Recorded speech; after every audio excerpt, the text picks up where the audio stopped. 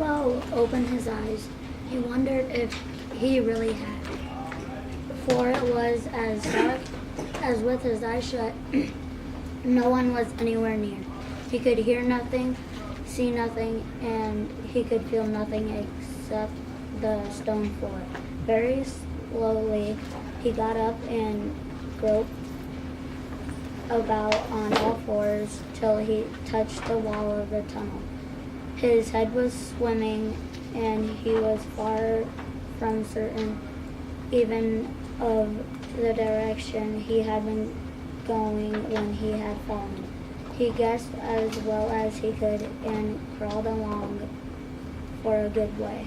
Suddenly his hand met what felt like a tiny ring of cold metal lying on the floor of the tunnel.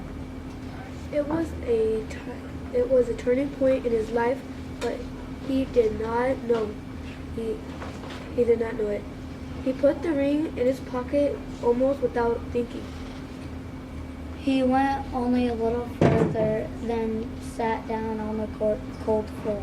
He could not think what to do, nor could he think what had happened, or why he had been left behind, or even why his head was so sore. But after a while he drew out his little elvish sword, and somehow it comforted him. He stopped and listened. No good at all. Go sideways. Impossible. Go forward. The only thing to do on way we go. So up he got and trotted along with his sword held in front of him and one hand feeling the wall. On and on he went, down and down. Suddenly he trotted without warning into icy cold water that pulled him up sharp. He stopped and listened hard, and he could hear drop, drip, drop, dripping from an unseen roof into the water below, but there was no sign of water falling. So it must be a pool or like. Deep down here by the dark water lived old Golem, a small slimy creature. He was dark as darkness except for two big round pale eyes in his thin face. He lived on a slimy island of rock in the middle of the lake. Bilbo could not see him, but Golem was watching him now from the distance with his pale eyes like telescopes. Golem got into his little boat and shot off from the island. He paddled it with his large feet dangling over the side, but never a ripple did he make. Bilbo was sitting on the water's brink at the end of his way and his wits when up paddled Golem, his eyes glowing softly in the dark. Bilbo nearly jumped nearly out of his skin. He thrust the sword in front of him. Bless us and splash us, my precious. I guess it's a choice feast. At least a tasty morsel I'd make us, Golem.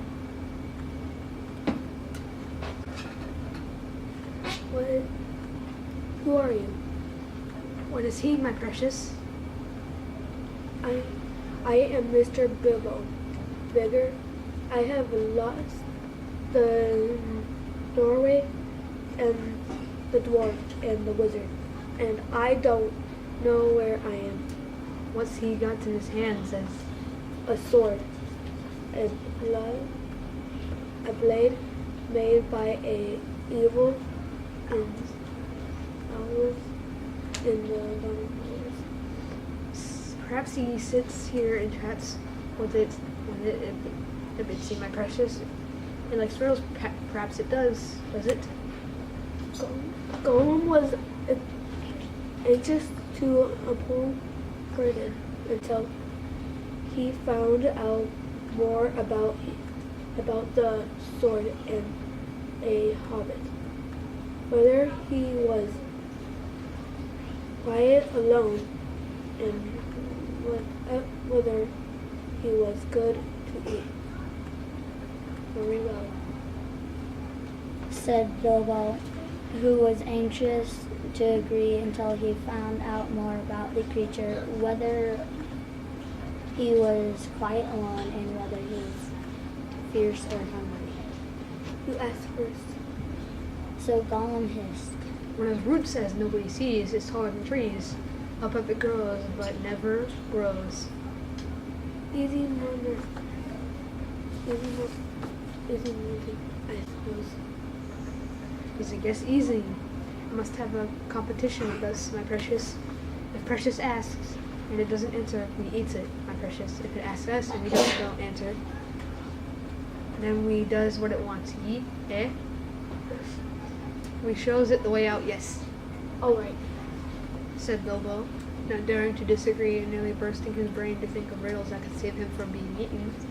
All I could think of was an old one. There were several hit on a red hill. First the camp, then the standstill. Teeth, but we has only 6, my precious. Then Gollum asked the second. Voiceless it cries, wingless flutters, toothless bites, mouthless mutters. Half a moment. Cried Bilbo, who was still thinking uncomfortably about being eaten.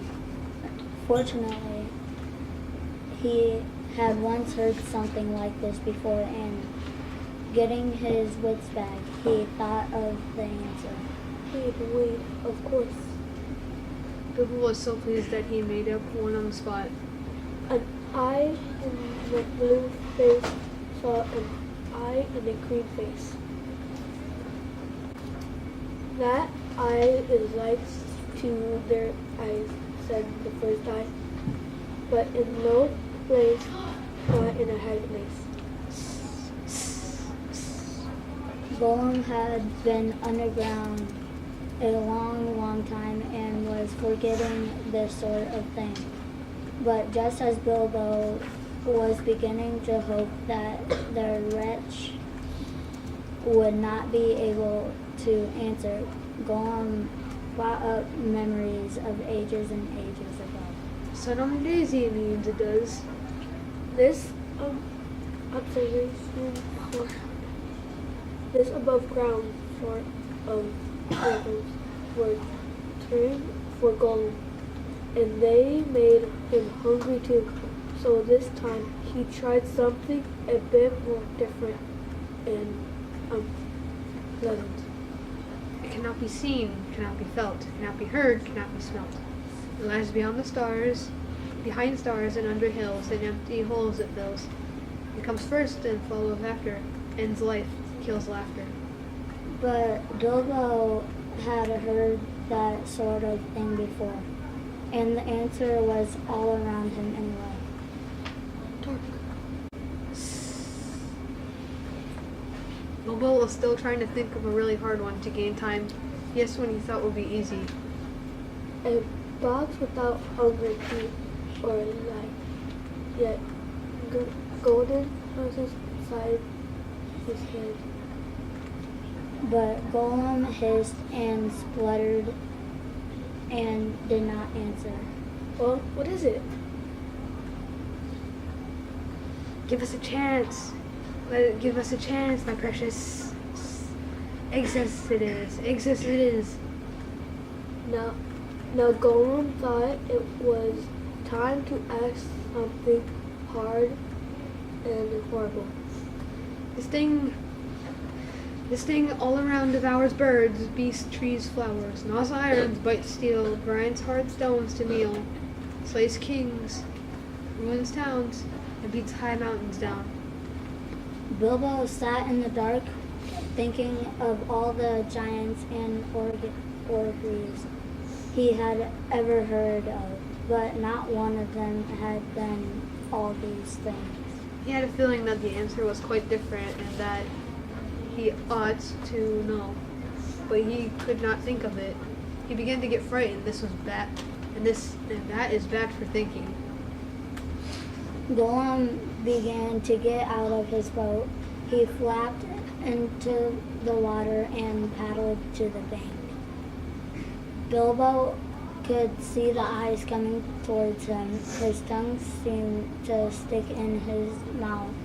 He wanted to shout, "Give me more time, give me time," but all that came out was, Time, time. Bilbo was saved by pure luck, for time was the answer. Gollum was getting angry and also tired of the game. It had made him very hungry indeed. He sat down in the dark by Bilbo. He's got to ask us a question, my precious. Yes, yes, yes. Just one more question to guess. Yes, yes. but Bilbo simply could not think of any question with that nasty, wet, cold thing sitting next to him, pawing and poking him. He scratched himself and pinched himself. Still, he could not think of nothing. Ask us, ask us. Bilbo pinched himself and slapped himself and even felt in his pocket. There he found the ring he had picked up in the passage and forgotten. What have I got in my pocket?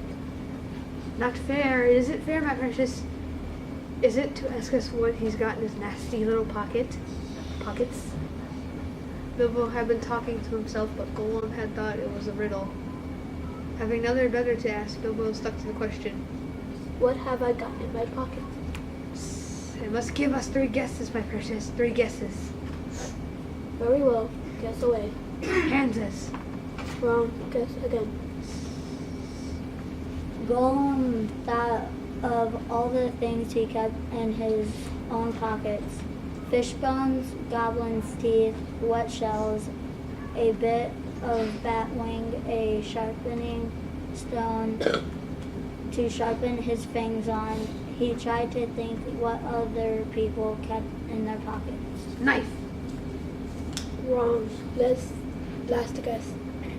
Gollum hissed and started and rocked backward and forward. Suddenly, his feet on the floor, but he dared not waste his last guess. Time's up. String or nothing. Both wrong. Bilbo jumped at once to his feet and held out his sword. And you know you must show the way out. The end. The